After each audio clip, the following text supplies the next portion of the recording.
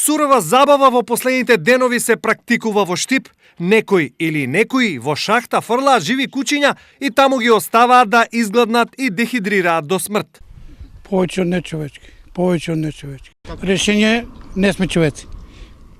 Кога ќе станеме човеци, тога ќе може тоа да се направи. Последен е примерот од денешната спасувачка акција на екипата на ТВ Стар, која од страдање и сигурна смрт спаси ловечко куче. Ути, дојди. Дојди, Злат. Симо ќе ве награди. Од него да не е информацијата. Што ти му кажа, Симо тука ли гледа? Слушно, лаеш. Лаеше. Од пазувите да го фанеш, да го измъкнеме рагот. Ништо нема да ти направи, биди сигурен, оно тражи. Ама оно изплашено, од страда не го лапе, викам. Од страда не го лапе, не. Врзон. Ај, така полека. Ајде, лес, опера. Што ден, кај да го фаќа?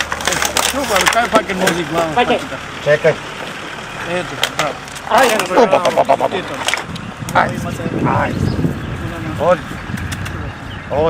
Оди.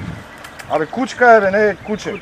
Освен пуштањето на овие животни во шахти, нивно каменување и малтретирање, тие на улиците страдаат и на многу други начини.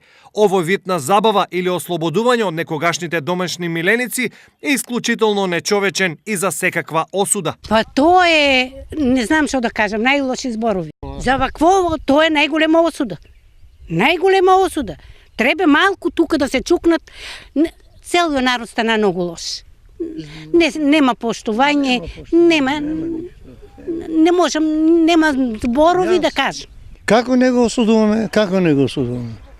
Ја не сум да речем љубител на животни, што ти знам, меѓутоа не е добро тоа. Освен ние, Издруженијето за заштита на животни Анима Мунди во овој чин препознава крајна сурова нечовечна забава, бидејќи е речиси невозможно во иста шахта веќе трет пат да има куче. Ние сме шокирани во какво дивијачко општество се претвораме. И што е најтрагично, вакви случаи на зверства, ова е насилство спрема животните, ова веќе не е ни игра, ова се сериозни психолошки пореметувања, било кое стручно лице да прашате, истото ќе ви кажа, кое што може да имаат страшни реперкусии спрема другите сфери на живење, не само спрема животните, кај овие девијантни луѓе, значи се се повеќе зачестени затоа што во државата институциите не реагираат на ваквиот криминал. Од тука ги повикуваме надлежните дел од своето време да посветат и на овие случаи. Односот кон животните е мерило за личната,